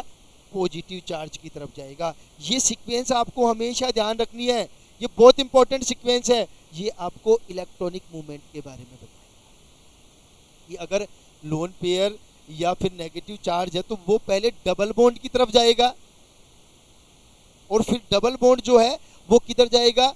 पॉजिटिव चार्ज की तरफ जाएगा। ये बेसिकली एक सीक्वेंस होती है इलेक्ट्रॉनिक मूवमेंट की, ये ध्यान रख लेना आप लोग। किसकी सीक्वेंस होती है? इलेक्ट्रॉनिक मूवमेंट की सीक्वेंस होती है। जो लोन पेयर या नेगेटिव चार्ज है वो पहले डबल बॉन्ड की तरफ जाएगा और फिर जो डबल बॉन्ड है वो किधर जाएगा, पॉजिटिव चार्ज की तरफ जाएगा। ये दोनों चीजें आपको हमेशा ध्यान रखना। क्लियर है? आगे चलते हैं। अब देखो कुछ एग्जाम्पल्स, या हम लोग कह सकते हैं कि कुछ प्रैक्टिस हम लोग कर लेते हैं। देखो यहाँ पे ये सिंपल सा रेजोनेंस है, ये बॉन्ड यहाँ पे, तो ये वाला बॉन्ड यहाँ पे और ये वाला बॉन्ड इधर चला जाएगा। तो इसकी जो रेजोनेटिंग स्ट्रक्चर बनेगी वो क्या बन जाएगी, देखो ये बॉन्ड यहाँ पे आ गया, ये बॉन्ड यहाँ पे आ गया, ये इसका पॉजिटिव चार्ज, ये इसका नेगेटिव चार्ज। ठीक है। अब वापस भी अगर हम लोग बात करें तो अगर इस बॉन्ड को इधर शिफ्ट कर दें तो देखो यहाँ पे एक नई रेजोनेटिंग स्ट्रक्चर बन जाएगी। वो कौन सी होगी, यहाँ पे पॉजिटिव और यहाँ पे डबल बॉन्ड और यहाँ पे ये वाला नेगेटिव हो गया। इस टाइप से जितनी भी पॉसिबिलिटीज है आप लोग देख सकते हो रेजोनेंस। लेकिन यहाँ पे अगर बात की जाए तो ये जो रेजोनेंस है एक तरह से वो पाई बॉन्ड के साथ रेजोनेंस। बेंजीन की कहानी सबको पता ही है, ये बॉन्ड इधर, ये बॉन्ड इधर, ये बॉन्ड इधर, तो यहाँ पे जो दूसरी रेजोनेटिंग स्ट्रक्चर बनेगी वो ये वाली बन जाएगी। इसको हम लोग क्या बोल सकते हैं, पाई बॉन्ड के साथ रेजोनेंस। ठीक है। ये आपका benzyl carbocation, benzyl carbocation, Hindi में बोलते हैं बेंजिल, इंग्लिश में बोलेंगे थोड़ा सा बेंजाइल कार्बोकैटायन। ठीक है। अगर बेंजाइल कार्बोकैटायन बताएं बोले तो देखो इसमें क्या होगा कि जो पाई बॉन्ड है उसका पॉजिटिव चार्ज के साथ रेजोनेंस होगा। अभी मैंने बताया था, ध्यान से समझना, पाई बॉन्ड किधर शिफ्ट होता है, पॉजिटिव चार्ज की तरफ। ये सीक्वेंस ध्यान रख लेना। और पॉजिटिव चार्ज की तरफ जाएगा तो देखो क्या बन जाएगा, यहाँ से जो फर्स्ट रेजोनेटिंग स्ट्रक्चर बनेगी ये पॉजिटिव चार्ज यहाँ पे और ये दो बॉन्ड यहाँ पे। ठीक है। अब ये मैंने कहा था पाई बॉन्ड हमेशा पॉजिटिव चार्ज की तरफ जाता है। चेक कर लो आप लोग उस सीक्वेंस में, सब कुछ क्लियर हो जाएगा उससे। तो आपके पास क्या बन जाएगा, देखो यहाँ से ये डबल बॉन्ड, ये डबल बॉन्ड, इस पे पॉजिटिव चार्ज और यहाँ पे ये हमारा CH2। फिर ये वाला बॉन्ड इधर शिफ्ट होगा। देखो इलेक्ट्रॉनिक मूवमेंट की डायरेक्शन का हमेशा ध्यान रखना, दोबारा बता रहा हूँ, लोन पेयर नेगेटिव चार्ज से डबल बॉन्ड की तरफ, सही है, और डबल बॉन्ड से पॉजिटिव चार्ज की तरफ। ठीक है। तो इसके बाद इसकी जो नेक्स्ट रेजोनेटिंग स्ट्रक्चर बनी वो क्या बन जाएगी, यहाँ पे ये पॉजिटिव चार्ज, ये डबल बॉन्ड, ये डबल बॉन्ड और ये CH2, और फाइनली ये बॉन्ड इधर शिफ्ट होगा और ये इधर शिफ्ट होगा। तो एक्चुअल में जो स्टार्टिंग की स्ट्रक्चर थी उसी की कॉपी बन जाएगी, सेम ये बन जाएगा। बस अगर आप इस स्ट्रक्चर में और इस स्ट्रक्चर में डिफरेंस देखोगे तो केवल डबल बॉन्ड की पोजीशन का डिफरेंस नजर आएगा आपको। ये आप लोग ध्यान रख लेना। दोनों की स्टेबिलिटी भी सेम है, तो हम लोग ये कह सकते हैं कि दोनों सेम ही स्ट्रक्चर है, इक्विवेलेंट स्ट्रक्चर है, सेम ही है। ठीक है। तो ये किसका एग्जाम्पल है, हमारा पाई बॉन्ड का पॉजिटिव चार्ज के साथ रेजोनेंस। नेक्स्ट एग्जाम्पल है नेगेटिव चार्ज का पाई बॉन्ड के साथ। तो देखो मैंने क्या कहा था, नेगेटिव चार्ज किधर शिफ्ट होता है इलेक्ट्रॉनिक मूवमेंट में, नेगेटिव चार्ज पाई बॉन्ड की तरफ शिफ्ट होगा। मतलब इधर आएगा तो ये वाला बॉन्ड इधर शिफ्ट हो जाएगा और ये इधर शिफ्ट होगा। तो ध्यान से समझ लेना आप लोग, यहाँ पे क्या होगा, डबल बॉन्ड, यहाँ पे नेगेटिव, ये डबल बॉन्ड। ठीक है। इसके बाद ये यहाँ पे, तो इसकी वैलेंसी कितनी होने लगेगी इस कार्बन की, 5 5 नहीं हो सकती, ये वाला बॉन्ड इधर शिफ्ट हो जाएगा और ये इधर शिफ्ट होगा। तो जो नेक्स्ट रेजोनेटिंग स्ट्रक्चर बनेगी वो क्या बन जाएगी, यहाँ से देखो ये नेगेटिव और ये यहाँ पे बन गई। ठीक है। अगर यहाँ से बात करें तो हम लोग ये वहाँ पे और ये इलेक्ट्रॉन वापस यहाँ पे, तो यहाँ से जो रेजोनेटिंग स्ट्रक्चर बनेगी वो बन जाएगी ये नेगेटिव चार्ज, ये डबल। ठीक है। अब अगर आपसे कोई पूछ ले एक बार जनरली कि इस कंपाउंड की टोटल रेजोनेटिंग स्ट्रक्चर कितनी होंगी, तो आप लोग फटाफट रिप्लाई कर दो भाई। इस कंपाउंड की टोटल रेजोनेटिंग स्ट्रक्चर कितनी होंगी, फटाफट रिप्लाई करो आप लोग, थोड़ा सा जल्दी भी करना आपको।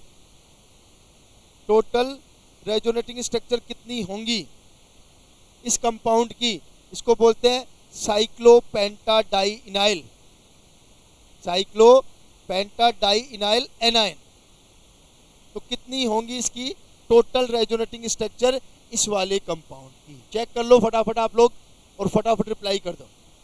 कितनी रेजोनेटिंग स्ट्रक्चर होंगी इस वाले कंपाउंड की जो मैंने लिखा है, 3 क्यों होंगी भाई, तीन क्यों होंगी? यार सीधा सा कंसेप्ट है, 5 कार्बन है तो 5 कार्बन पे एक एक बार नेगेटिव चार्ज आएगा कि नहीं आएगा? हाँ। अगर आपसे पूछा जाता कि इसकी टोटल कितनी रेजोनेटिंग स्ट्रक्चर होंगी तो इसका आंसर 3 आता, लेकिन ध्यान रखना इसका आंसर 5 आएगा। और 5 क्यों आएगा? क्योंकि यार एक बार आप लोग चेक करके देख लो, एक बार नेगेटिव इस पे, एक बार इस पे, एक बार इस पे, एक बार इस पे और एक बार इस पे, 5 रेजोनेटिंग स्ट्रक्चर होंगी। ध्यान रख लेना इस बात का अच्छी तरह से। 3 कैसे बता दी भैया आप लोगों ने? किस बेसिस पे बताई 3 रेजोनेटिंग स्ट्रक्चर? 3 रेजोनेटिंग स्ट्रक्चर नहीं होंगी, ध्यान रख लेना। कितनी होंगी? 5 रेजोनेटिंग स्ट्रक्चर होंगी। ये ध्यान रख लेना आप लोग। देखो ये छोटी छोटी चीजें, जैसे आपने फिजिकल में ध्यान दिया है छोटी छोटी चीजों पर, वैसे ही आपको ऑर्गेनिक में भी ध्यान देना है। आप लोग ये मत समझ लेना कि आप ज्ञाता हो ऑर्गेनिक के, छोटे छोटे क्वेश्चन पूछे जाएंगे, नहीं हो पाएंगे आप लोगों से। एक बार पूरी ऑर्गेनिक अच्छे से रिवाइज कर लो साथ की साथ, तो क्लियर है ये जो है। बट ये किसको एक्सप्लेन करता है? पाई बॉन्ड का नेगेटिव चार्ज के साथ रेजोनेंस। आगे चलते हैं, ये कुछ एग्जांपल और है। देखो ये वाला बॉन्ड यहाँ पे, ये वाले इलेक्ट्रॉन यहाँ पे, तो यहाँ से अगर इसकी रेजोनेटिंग स्ट्रक्चर बनेगी तो क्या बनेगी? देखो ये पॉजिटिव चार्ज, ये डबल बॉन्ड, ये O नेगेटिव, ये H, ये डबल बॉन्ड, ये डबल बॉन्ड। इसके बाद ये वाला बॉन्ड इधर शिफ्ट होगा और ये वाला बॉन्ड इधर शिफ्ट होगा, तो क्या बनेगा? देखो अब की बार पॉजिटिव चार्ज यहाँ पे, double bond, double bond, double bond, C, O negative और ये H। देखो इसी टाइप से इसकी 2 रेजोनेटिंग स्ट्रक्चर और हो जाएंगी।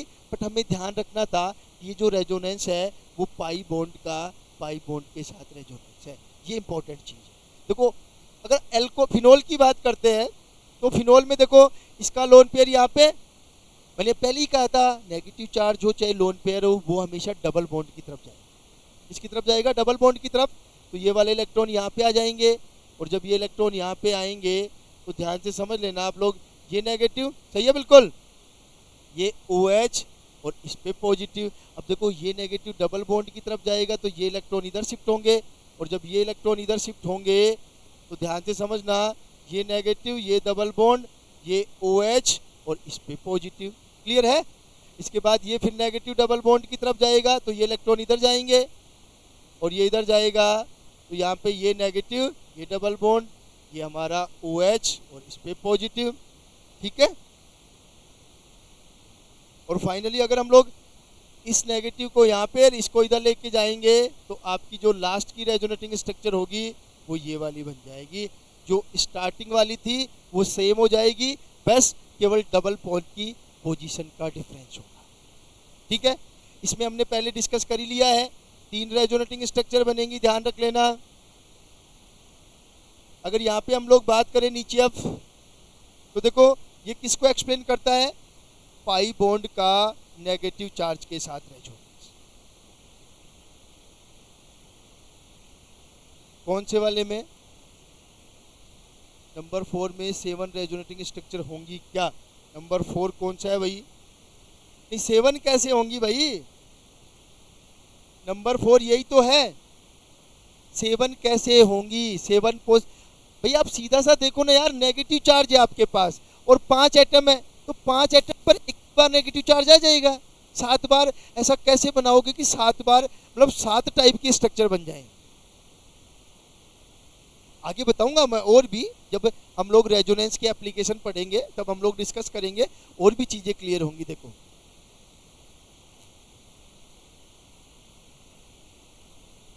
कौन से की बात कर रहे हो आप?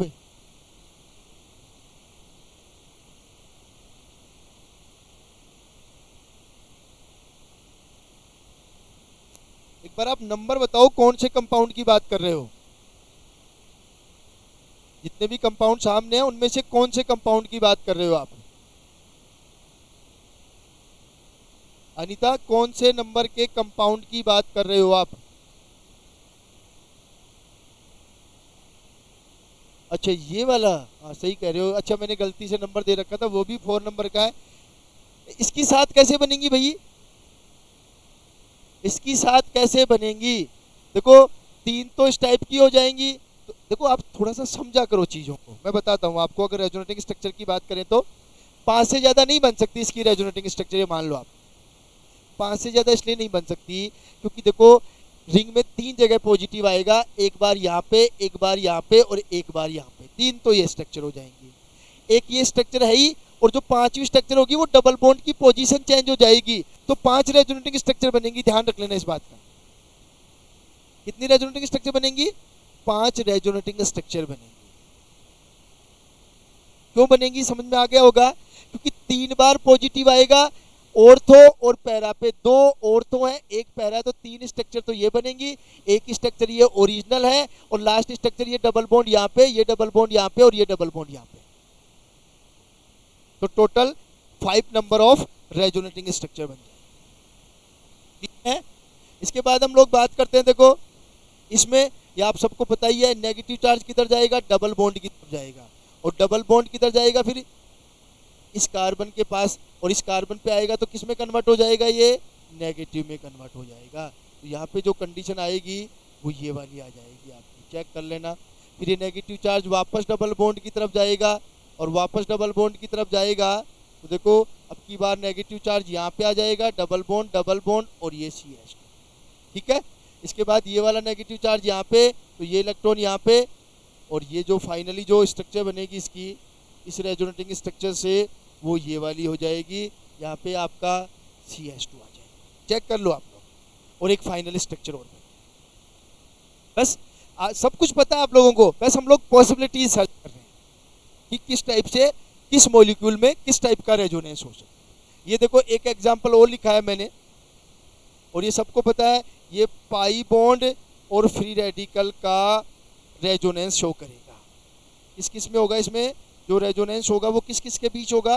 पाई बॉन्ड और फ्री रेडिकल। तो देखो सीधा सा कंसेप्ट है, यहाँ पे आपको पता ही है कि अगर हम लोग इलेक्ट्रॉन, देखो अगर ऐसा एरो लगाते हैं तो 2 इलेक्ट्रॉन का डिस्प्लेसमेंट, और अगर इस तरह का इलेक्ट्रॉन या एरो लगाते हैं, सॉरी इस तरह का एरो लगाते हैं, हाफ एरो बोलते हैं इसको, कर्व एरो बोलते हैं, तो वो एक इलेक्ट्रॉन के मूवमेंट को शो करता है। तो देखो यहाँ पे एक इलेक्ट्रॉन इसका, इस बॉन्ड का एक इलेक्ट्रॉन यहाँ पे आएगा, इस बॉन्ड का एक इलेक्ट्रॉन यहाँ पे आएगा, और जब यहाँ पे आएगा तो देखो क्या बनेगा? ये डबल बॉन्ड, यहाँ पे फ्री इलेक्ट्रॉन, और ये आपका डबल बॉन्ड CH2। अब देखो ये इलेक्ट्रॉन वापस यहाँ आएगा, इसका एक इलेक्ट्रॉन यहाँ आएगा और इसका एक इलेक्ट्रॉन यहाँ आएगा, और यहाँ पे आएगा तो देखो क्या बन जाएगा आपका? यहाँ पे ये फ्री रेडिकल, ये डबल बॉन्ड और ये CH2।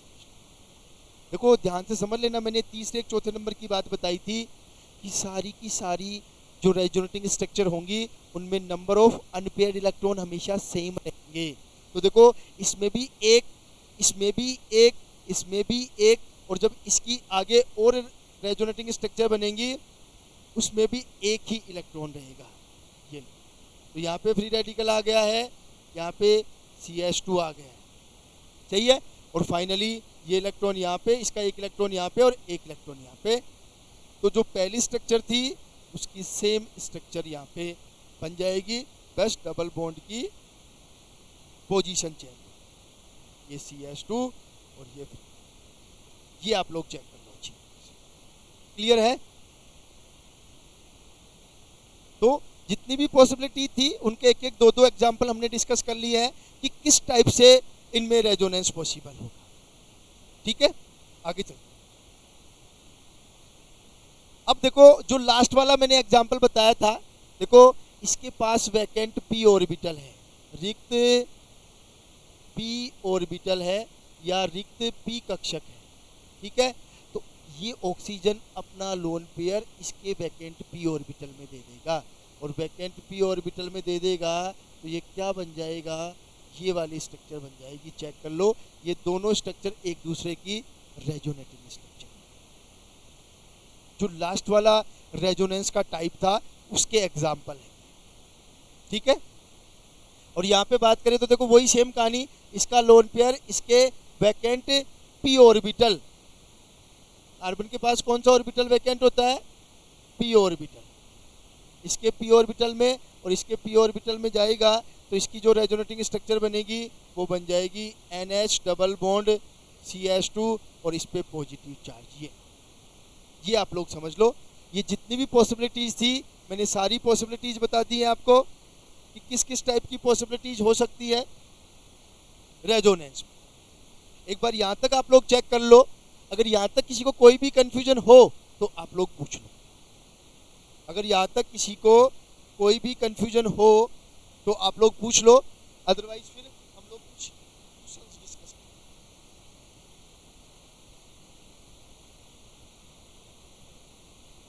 फटाफट रिप्लाई कर दो भाई आप लोग।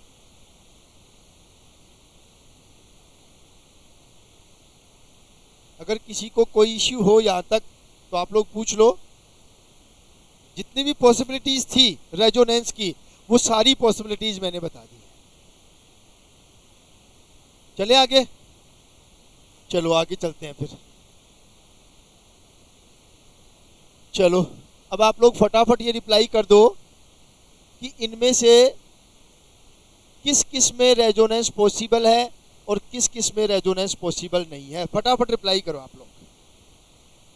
इन स्ट्रक्चर्स में से, ऊपर नहीं है नीचे, यहीं से स्टार्ट है हमारा। इन स्ट्रक्चर्स में से किस किस में रेजोनेंस पॉसिबल है। मैं नंबर दे देता हूं, देखो 1 2 3 4 5 6 7 8 9 10 11 और 12। इनमें से कौन कौन से में रेजोनेंस पॉसिबल है और कौन कौन से में रेजोनेंस पॉसिबल नहीं है। चेक कर लो आप लोग फटाफट और फिर रिप्लाई कर दो आप।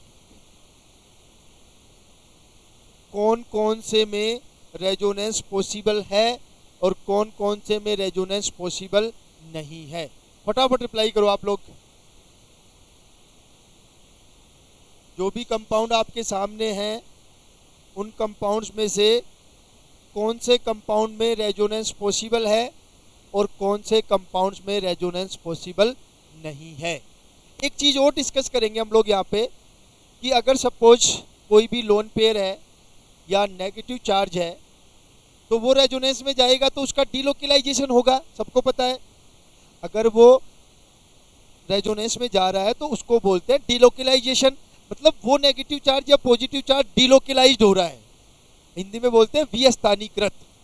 लेकिन अगर कोई लोन पेयर या नेगेटिव चार्ज रेजोनेंस में नहीं जाता है तो उस लोन पेयर या नेगेटिव चार्ज को बोलते हैं लोकलाइज्ड। नेगेटिव चार्ज या लोन पेयर मीन्स अस्थानीकृत, हिंदी में क्या बोलते हैं उसको आगे बताऊंगा, वहां से भी क्वेश्चन करेंगे हम लोग।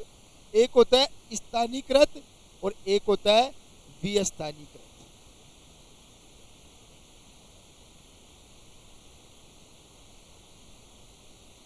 एक बार आप लोग ये बताओ, आपको किसी को कोई इश्यू है क्या दिखने में, मतलब क्लियरिटी में कोई इश्यू हो?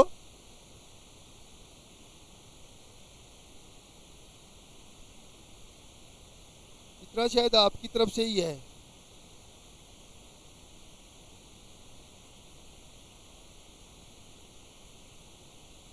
आपकी तरफ से ही है, बाकी शायद सही है जहां तक मेरे को लग रहा है। आपकी तरफ से इश्यू है, एक बार देख लो आप, थोड़ा सा रीस्टार्ट कर लो एक बार, शायद हो जाएगा। ठीक है, अनीता कुमारी क्या क्या बताया अनीता ने, इसको मैं उठा देता हूँ एक बार। स्थानीकृत आगे बता दूंगा मैं, कोई दिक्कत नहीं है। स्थानीकृत विस्थानीकृत का मतलब सीधा सा है, अगर लोन पेयर रेजोनेंस में जा रहा है उसको विस्थानीकृत बोलेंगे, डिलोकलाइज्ड बोलेंगे, और अगर लोन पेयर या नेगेटिव चार्ज रेजोनेंस में नहीं जा रहा उसको लोकलाइज्ड बोलेंगे। क्लियर है? देखो सबको पता है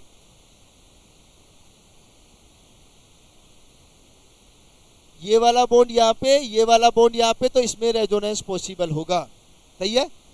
देखो दोनों double bond, single bond, single bond, मैंने क्या कहा था, दोनों डबल बॉन्ड हमेशा अल्टरनेट क्रम में होने चाहिए, तो यहाँ पे रेजोनेंस नहीं होगा।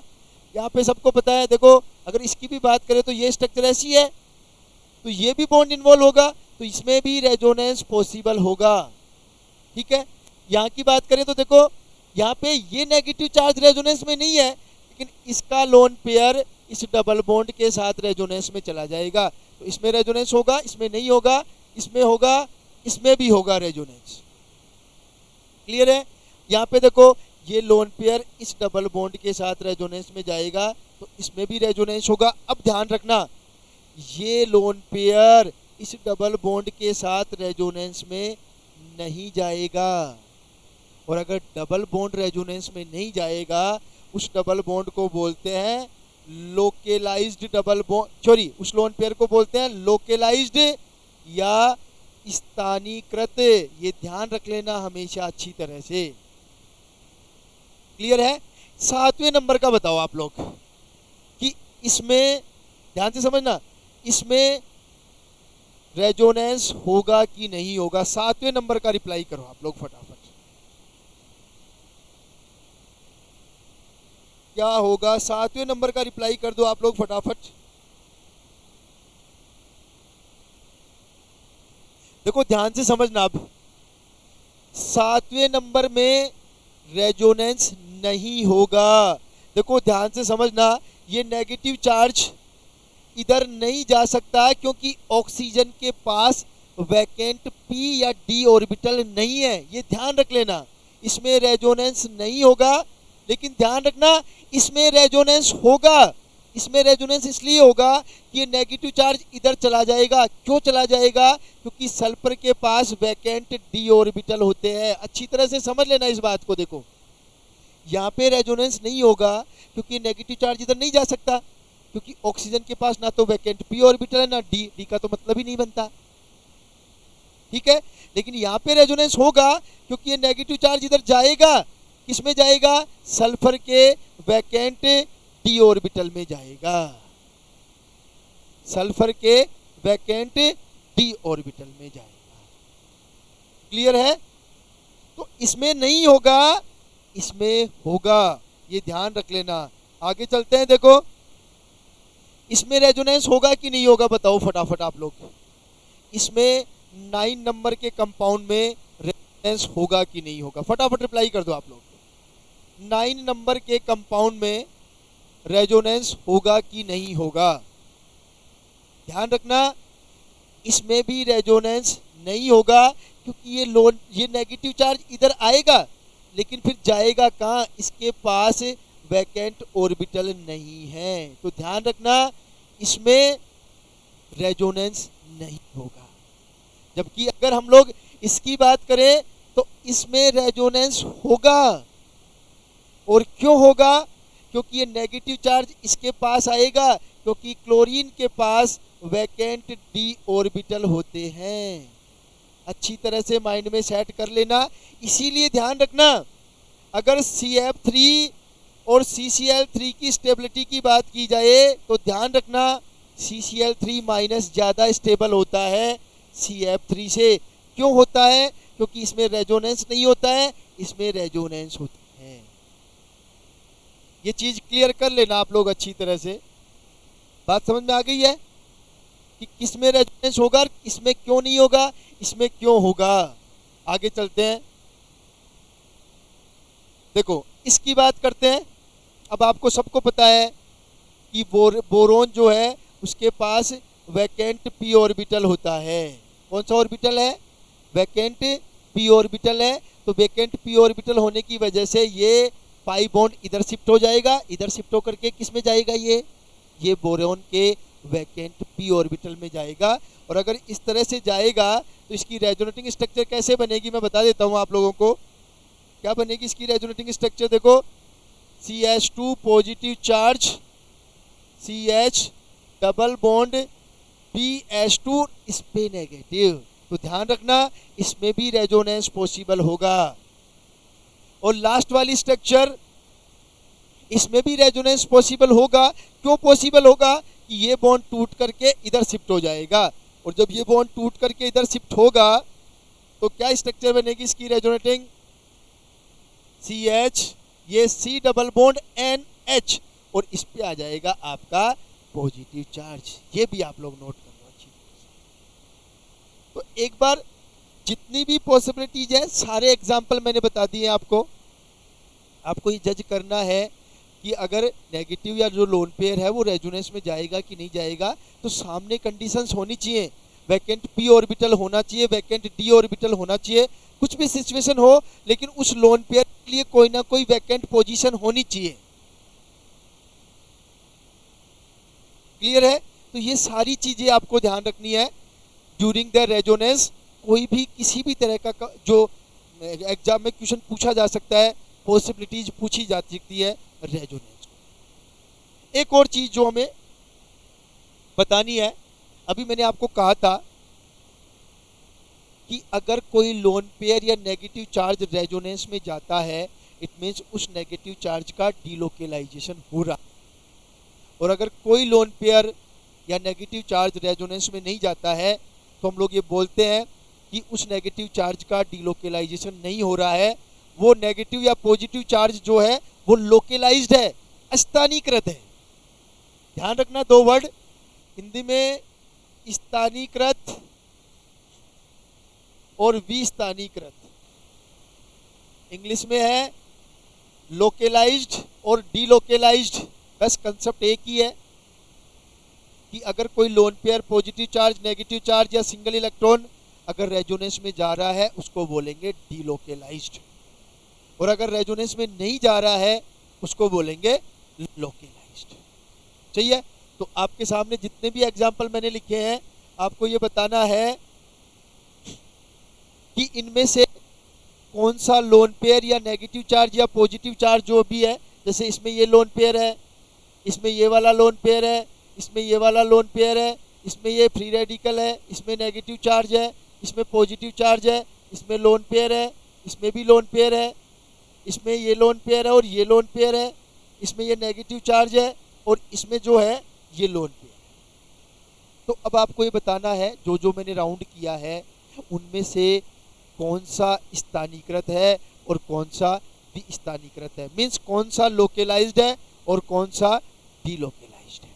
फटाफट रिप्लाई कर दो आप लोग, कौन सा लोकेलाइज्ड है और कौन सा डीलोकेलाइज्ड है, फटाफट रिप्लाई करो आप लोग। बस वही कहानी है, आपको पॉसिबिलिटी ऑफ रेजोनेंस देख रहा है। अगर रेजोनेंस में जा रहा है तो डीलोकेलाइज्ड होगा, और अगर रेजोनेंस में नहीं जा रहा है तो वो क्या होगा? लोकेलाइज्ड होगा। क्लियर है? फटाफट अप्लाई कर दो। देखो ये लोन पेयर रेजोनेंस में नहीं जा रहा क्योंकि double bond single bond single bond आ गया। इसका मतलब ये जो डबल बॉन्ड है वो लोकेलाइज्ड है, स्थानीकृत है, ध्यान रख लेना, लोकेलाइज्ड है।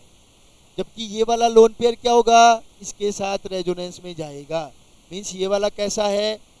डीलोकेलाइज्ड। ध्यान रख लेना, ये लोन पेयर देखो डबल बॉन्डेड एटम पे है, ध्यान रखना, डबल बॉन्डेड एटम पे चाहे नेगेटिव चार्ज हो चाहे पॉजिटिव चार्ज हो चाहे लोन पेयर हो, वो कभी भी रेजोनेंस में पार्टिसिपेट नहीं करता, वो कभी भी रेजोनेंस में पार्टिसिपेट नहीं करता है। ये डबल बॉन्डेड एटम पे है तो या ये रेजोनेंस में पार्टिसिपेट नहीं करेगा, मीन्स लोकेलाइज्ड होगा। देखो ये भी डबल बॉन्डेड एटम पे है, डबल बॉन्डेड एटम पे है तो ये भी लोकेलाइज्ड होगा क्योंकि ये भी रेजोनेंस में पार्टिसिपेट नहीं करेगा। ये देखो ये भी लोकेलाइज्ड होगा। बस सीधा सा कंसेप्ट है, अगर डबल बॉन्डेड एटम है आपके पास, चाहे कार्बन है चाहे ऑक्सीजन है चाहे नाइट्रोजन है, उसके पास जो नेगेटिव पॉजिटिव या लोन पेयर है वो कभी भी रेजोनेंस में पार्टिसिपेट नहीं करता है। ये आप लोग ध्यान रखें। क्लियर है? इसके बाद इसमें वही लोन पेयर, ये भी लोकेलाइज्ड होगा। इसके बाद देखो ये पाइरोल, ये लोन पेयर जो है वो रेजोनेंस में जाएगा, रेजोनेंस में जाएगा तो आपको पता है कैसा होगा? लोकेलाइज्ड होगा। ठीक है, सॉरी डीलोकेलाइज्ड होगा, विस्थानीकृत होगा। ये lone pair double bonded atom पे है तो रेजोनेंस में नहीं जाएगा तो लोकेलाइज्ड होगा। अब देखो इसमें, देखो ये वाला लोन पेयर तो नाइट्रोजन पे है, इसके पास डबल बॉन्ड नहीं है, जबकि ये वाला lone pair double bonded nitrogen पे है। तो ध्यान रखना ये वाला रेजोनेंस में पार्टिसिपेट नहीं करेगा लेकिन ये वाला रेजोनेंस में पार्टिसिपेट करेगा, तो ये तो लोकेलाइज्ड होगा और ये जो लोन पेयर होगा वो डीलोकेलाइज्ड होगा। दोनों चीजें ध्यान रखना। ठीक है, अब देखो एक और इंपॉर्टेंट चीज आप लोग ध्यान रख लेना, आगे खैर दोबारा हम लोग दोबारा भी डिस्कस करेंगे इस टॉपिक को, लेकिन यहाँ पे थोड़ा सा ध्यान रख लो, फिर हम लोग डिटेल में 2-4 मिनट का एक टॉपिक है वो हम लोग डिस्कस कर लेंगे रेजोनेंस में ही आगे।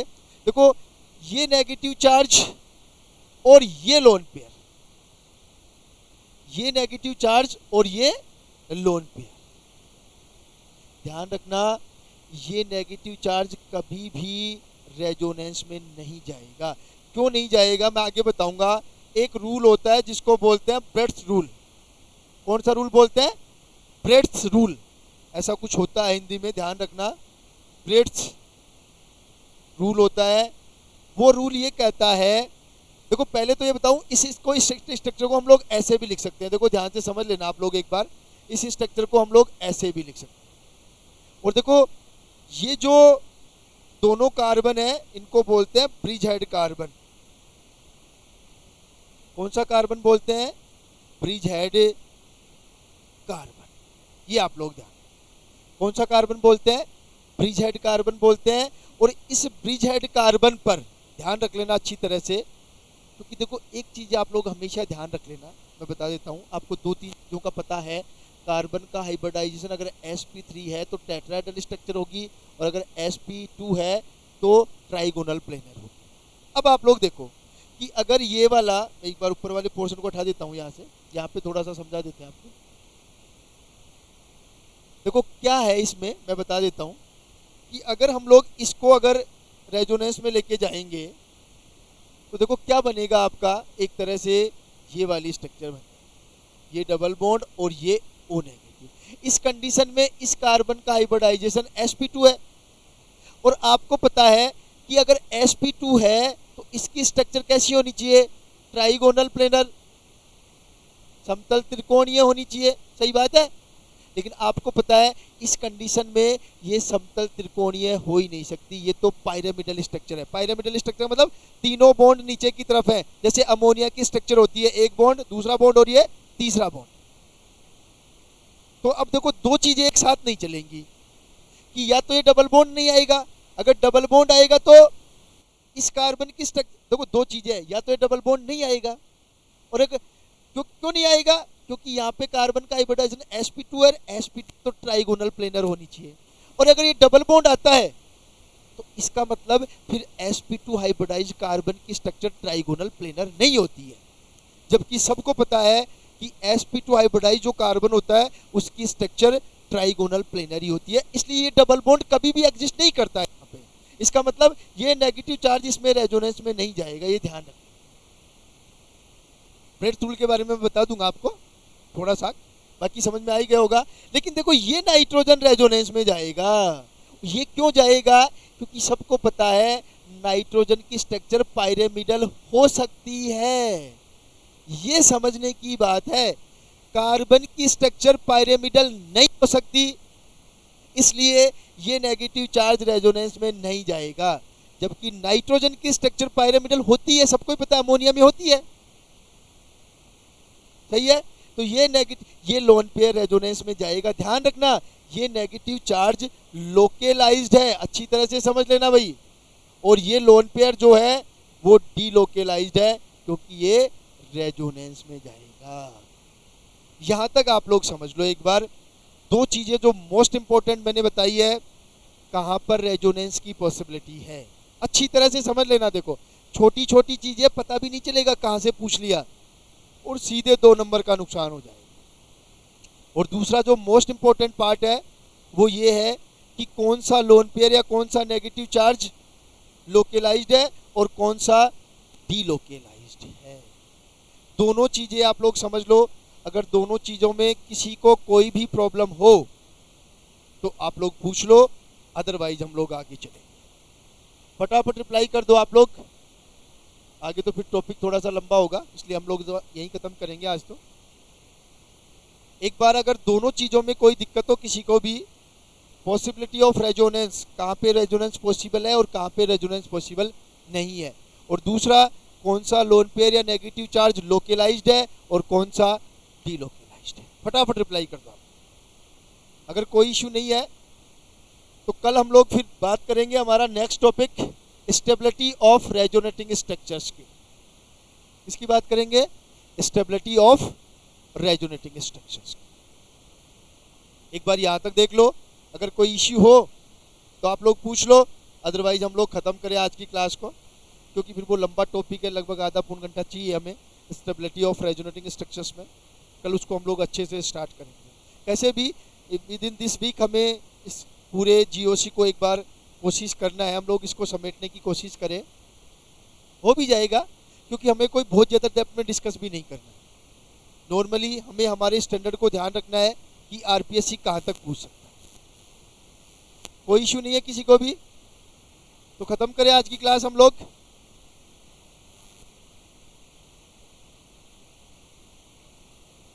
ठीक है, लोकलाइज्ड पीटी है ना सर, मतलब अनीता क्या पूछ रहे हो?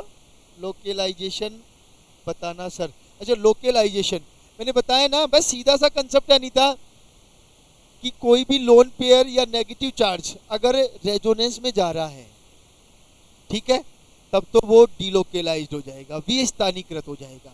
अगर वो रेजोनेंस में नहीं जा रहा है, मतलब वो एक जगह पे फिक्स है, तो उसको बोलते हैं लोकलाइज्ड। बस और कुछ नहीं है उसमें, बस अगर क्वेश्चन ऐसा आता है तो चेक वही करना है हमें कि रेजोनेंस पॉसिबल है कि नहीं। अगर पॉसिबल है रेजोनेंस तो डीलोकलाइजेशन, और अगर पॉसिबल नहीं है तो लोकलाइजेशन। ठीक है, तो खत्म करें आज की क्लास हम लोग, कल मिलते हैं सेम टाइम पे। और देखो सब लोग लाइव आया करो, आप लोग ऑर्गेनिक स्टार्ट होते आधे लोग हो गए, ऑर्गेनिक को इतने हल्के में मत लो आप लोग, फिर बाद में नुकसान उठा बैठोगे, फिर हम मत कहना कि सर हमारा सिलेक्शन नहीं हुआ या फिर हम कमजोर रह गए इस बात। ठीक है, तो कल मिलते हैं सेम टाइम पे, तब तक के लिए सबको नमस्कार।